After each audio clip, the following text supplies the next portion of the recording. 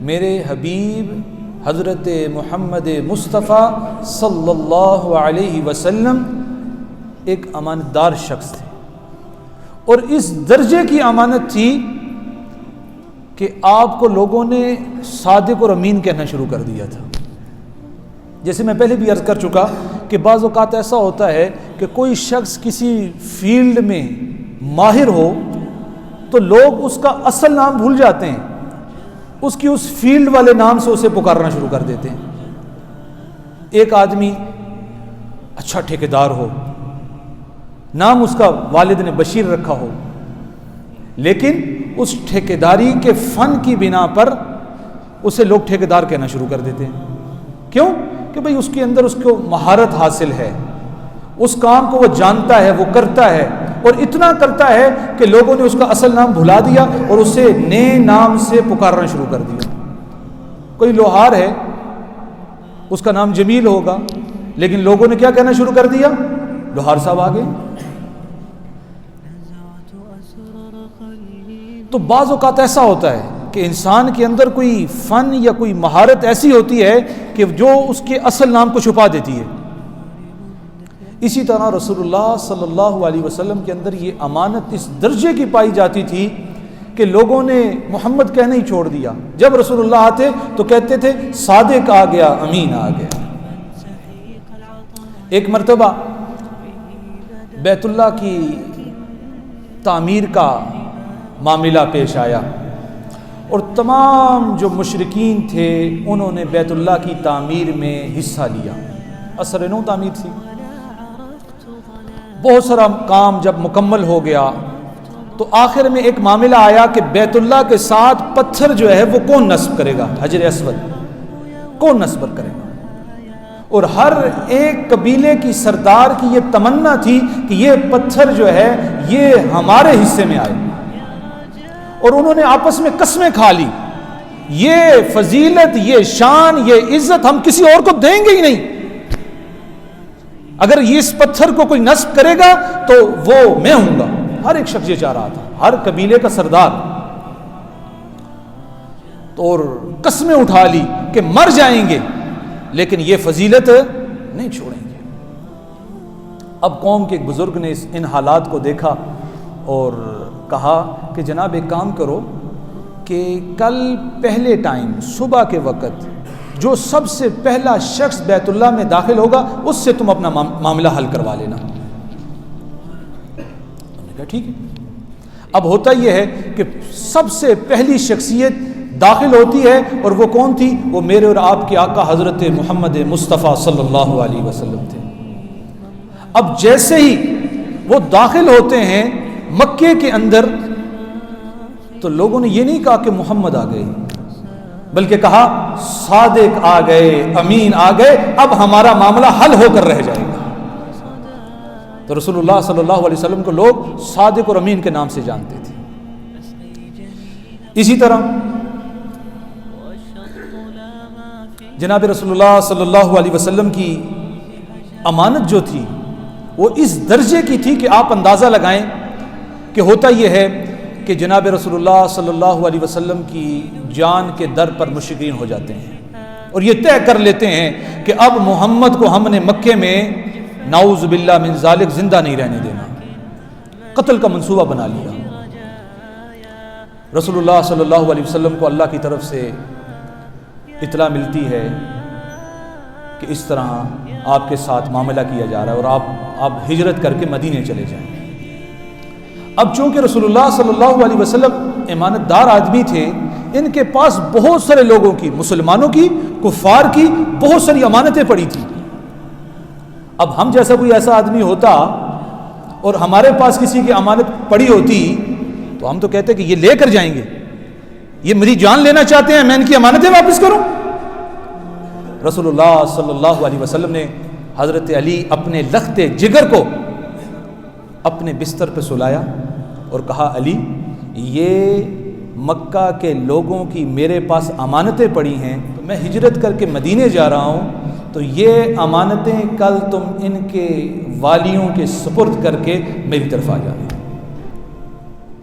تو اس درجے کی امانت تھی کہ اپنی جان کے دشمن ہیں، لیکن رسول اللہ صلی اللہ علیہ وسلم فرما رہے ہیں علی ان لوگوں کی امانتیں میرے پاس پڑی ہیں، کل ان کے حوالے کر کے میرے پاس مدینے میں آ جانا۔ اسی طرح ایک غزوہ خیبر کے نام سے مشہور ہے۔ ہوتا یہ ہے کہ چند یہودی تھے، وہ اپنے قلعے کے اندر محصور ہو کر رہ گئے، بند ہو کر رہ گئے، اور یہ قلعہ کوئی چھوٹا نہیں تھا، بہت بڑا قلعہ تھا، اور مسلمانوں نے ان کا حصار کر لیا۔ اب جب حصار بڑھا تو مسلمانوں کے پاس جو کھانے کی چیزیں تھیں اس کا فقدان ہونا شروع ہو گیا، وہ کم ہونا شروع ہو گئی۔ اسی سلسلے کے دوران، اسی حصار کے دوران اندر سے ایک کالا حبشی غلام بکریاں چرانے والا وہاں سے باہر نکلتا ہے۔ اب وہ بکریاں لے کر آ رہا ہے، بکریاں چرانے کے لیے باہر آ رہا ہے، اور دیکھتا ہے کہ سامنے کچھ لوگوں نے حصار بنا کے رکھا ہوا ہے۔ ہوتا یہ ہے کہ اس بدو کے دل میں، اس غلام کے دل میں یہ بات آتی ہے، میں جا کے ان سے پوچھوں تو صحیح ان لوگوں کا مطالبہ کیا ہے، یہ کیوں یہاں کھڑے ہیں؟ بدو جو ہے وہ لشکر کے قریب جاتا ہے اور لشکر والوں سے پوچھتا ہے مجھے بتاؤ تمہارے بادشاہ کہاں ہیں؟ تو صحابہ نے کہا کہ ہمارے ہاں بادشاہ نہیں ہوتا، ہمارا نبی ہی ہمارا سب کچھ ہوتا ہے، یعنی جس کے پاس ہمارا مسلح ہے، جو ہمارا امام ہے، وہی ہمارا سب کچھ ہے، تو ہمارے ہاں بادشاہ کا تصور نہیں ہوتا۔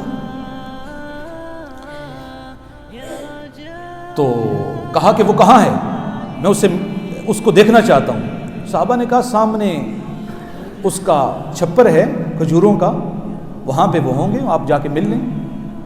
کہتا میں مل سکتا ہوں، میں تمہارے نبی سے مل سکتا ہوں؟ کہا ہاں مل سکتے ہو آپ۔ تو وہ بدو جاتا ہے اور رسول اللہ صلی اللہ علیہ وسلم کے پاس اور عرض کرتا ہے آپ کیا دعوت لے کر آئے ہو، کیا پیغام لے کر آئے ہو، یہاں کیوں آئے ہو؟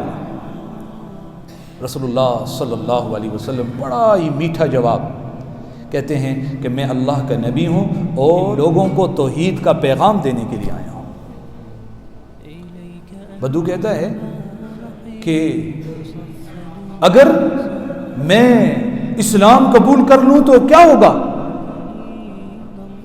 اگر میں یہ بات مان لوں کہ آپ اللہ کے نبی ہو، آپ اللہ کے نبی ہو اور اللہ کی تعلیمات جو آپ دے رہے ہو اس کو میں مان لوں تو مجھے کیا ملے گا؟ جناب رسول اللہ صلی اللہ علیہ وسلم نے فرمایا کہ تمہیں اللہ اس کے بدلے جنت عطا فرمائیں گے۔ بدو کہتا ہے اور یہ جو لوگ ہیں یہ میرے بارے میں کیا سمجھیں گے؟ یہ جو صحابہ ہیں یہ مجھے کیا سمجھیں گے اپنا؟ رسول اللہ صلی اللہ علیہ وسلم نے فرمایا یہ لوگ تمہیں اپنا اسلامی بھائی سمجھیں گے۔ بدو حیران، میں کالا کلوٹا، میرے جسم سے مہک بدبو آ رہی ہے اور یہ لوگ مجھے اپنا بھائی سمجھیں گے؟ رسول اللہ صلی اللہ علیہ وسلم نے فرمایا بھائی بھی سمجھیں گے اور تمہیں سینے سے بھی لگائیں گے۔ بدو اور حیران ہوا، کہا یہ لوگ مجھے سینے سے لگائیں گے؟ رسول اللہ صلی اللہ علیہ وسلم نے فرمایا ہاں یہ لوگ تمہیں سینے سے لگائیں گے۔ تو بدو نے کلمہ پڑھا اور مسلمان ہو گیا۔ اب رسول اللہ صلی اللہ علیہ وسلم کی طرف بدو متوجہ ہوتا ہے، یا رسول اللہ میں اسلام قبول کر چکا ہوں، اب مجھے جو حکم دیں گے میں وہی کروں گا۔ تو رسول اللہ صلی اللہ علیہ وسلم نے اسے پہلا حکم کیا دیا؟ میرا مقطع نظر سمجھیے۔ رسول اللہ صلی اللہ علیہ وسلم نے اسے فرمایا یہ جو بکریاں تم لے کر آئے ہو یہ لوگوں کی امانت تمہارے پاس ہے، پہلے جاؤ جن کی یہ بکریاں ہیں ان لوگوں کی یہ بکریاں واپس کرو اور پھر میرے پاس آنا اور پوچھنا کہ میں اب کیا کروں۔ اور صحابہ کی حالت اس وقت ایسی تھی کہ اس غزوہ خیبر میں صحابہ نے گدھے ذبح کیے تھے، کھانے کے لیے کوئی چیز نہیں تھی، مجبوراً گدھے ذبح کیے، اور رسول اللہ صلی اللہ علیہ وسلم کو پتہ لگا تو رسول اللہ صلی اللہ علیہ وسلم نے اس کو ضائع کروا دیا۔ لیکن آپ کو حالت بتا رہا ہوں صحابہ کی، حالت کیا ہے؟ کھانے کے لیے کچھ نہیں، اور جنگ کے عالم میں تو دوسرے کا مال حلال ہو جاتا ہے، دوسرے کی جان حلال ہو جاتی ہے۔ اگر تم کافر کو مارنا تمہارے لیے جائز ہے تو اس کا مال لینا بھی تو جائز تھا، لیکن رسول اللہ صلی اللہ علیہ وسلم نے امت کو یہ پیغام سنانا تھا کہ امانت اتنی ضروری چیز ہے کہ پاس کھانے کے لیے کچھ نہیں، اتنا ریوڑ بکریوں کا آیا ہوا ہے، لیکن فرمایا جاؤ پہلے بکریاں واپس کر کے آؤ، پھر میرے پاس آنا اور پوچھنا میں کیا کروں۔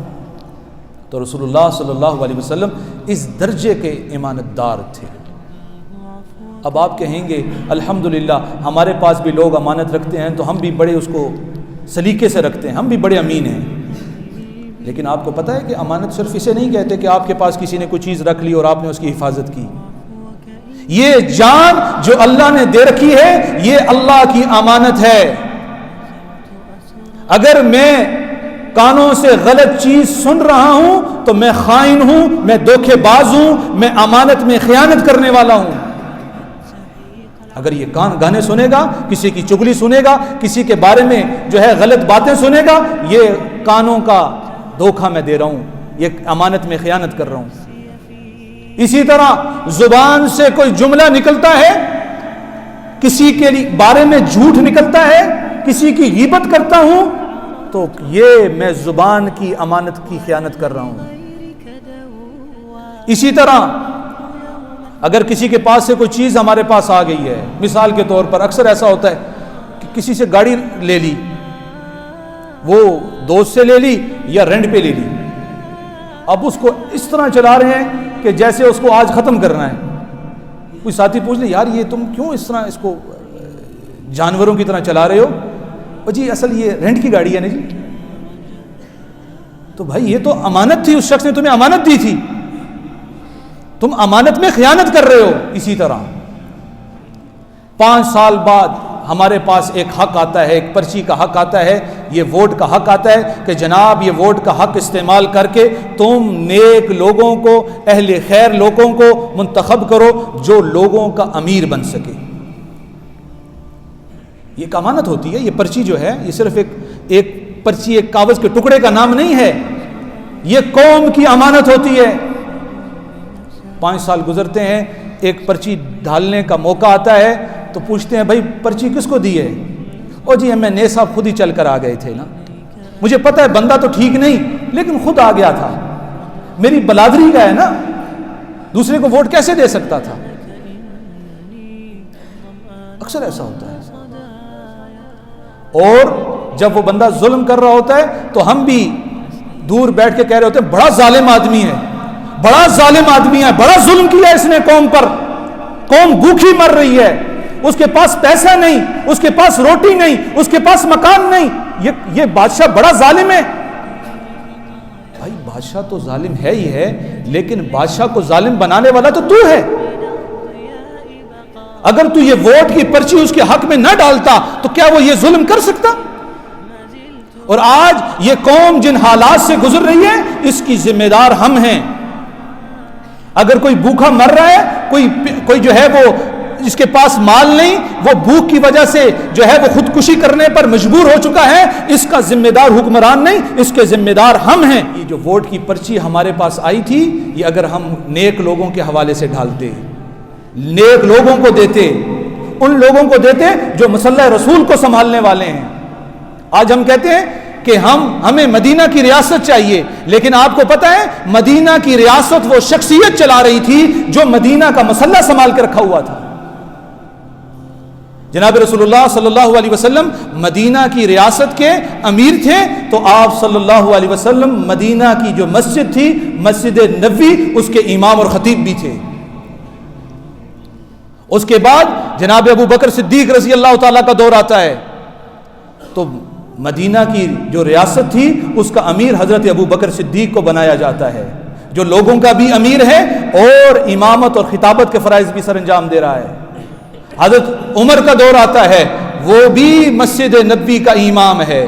حضرت عثمان کا دور آتا ہے، وہ بھی مسجد نبوی کا امام ہے، حضرت علی کا دور آتا ہے، وہ بھی مسجد نبوی کا امام ہے۔ تو جناب جب یہ معاملات آتے ہیں تو ہمیں ان معاملات میں بھی دیکھنا چاہیے کہ ہم یہ خیانت کر رہے ہیں۔ اگر ووٹ کی پرچی ہم غلط لوگوں کو دے رہے ہیں تو ہم خیانت کر رہے ہیں، اور کوئی پیاسا، کوئی بھوک کی وجہ سے کوئی بندہ خودکشی کرنے پر مجبور ہوتا ہے تو وہ میرے اس ظلم کی وجہ سے ہو رہا ہے۔ تو اللہ رب العزت ہمیں امانت دار بنائے۔ دنیا کے ہر معاملے میں کسی کا پیسہ پڑا ہے وہ تو ہم نے دینا ہی دینا ہے، اور اگر ہمارے پاس یہ ووٹ کی پرچی ہے تو یہ بھی ہمارے پاس امانت ہے۔ اور جو شخص امانت میں خیانت کرتا ہے، جناب رسول اللہ صلی اللہ علیہ وسلم فرماتے ہیں آیت المنافق ثلاث، منافق آدمی کی 3 نشانیاں ہیں۔ سب سے پہلی نشانی یہ ہے اذا حدث کذب۔ منافق آدمی کی پہلی نشانی یہ ہے، کسی نے منافق دیکھنا ہو اس کی پہلی نشانی یہ ہے کہ وہ جب بات کرتا ہے جھوٹ بولتا ہے۔ رسول اللہ صلی اللہ علیہ وسلم نے منافق کی دوسری علامت بتائی، دوسری نشانی بتائی، کہا اذا وعد اخلف۔ منافق کی دوسری نشانی یہ ہے کہ جب وعدہ کرے گا تو وعدہ خلافی کرے گا۔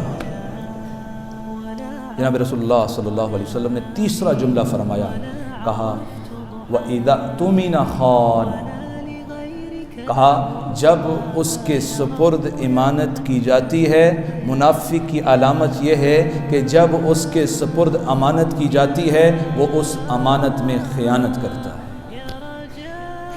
اور رسول اللہ صلی اللہ علیہ وسلم نے ایک مقام پہ تو یہاں تک فرما دیا لا ایمان لمن لا امانت لہ، فرمایا اس شخص کا کوئی ایمان نہیں جس کی کوئی امانت نہیں، جو خائن ہے، دھوکے باز ہے، امانت میں خیانت کرنے والا ہے، اس کا کوئی ایمان نہیں۔ اور حضرت انس فرماتے ہیں کہ زندگی میں میں نے رسول اللہ صلی اللہ علیہ وسلم کا کوئی ایسا خطبہ نہیں سنا جس میں رسول اللہ صلی اللہ علیہ وسلم نے یہ جملہ نہ دہرایا ہو کہ اس شخص کا کوئی ایمان نہیں جس کی کوئی ایمانت نہیں۔ تو اللہ رب العزت سے دعا ہے کہ اللہ عزت کی اس امانت کی، اس جان، یہ جو جان ہے، اس امانت کی پاسداری کی توفیق عطا فرمائے۔ اور اسی طرح اگر کسی کا مال ہمارے پاس پڑا ہے تو اس کی بھی امانت کی توفیق عطا فرمائے۔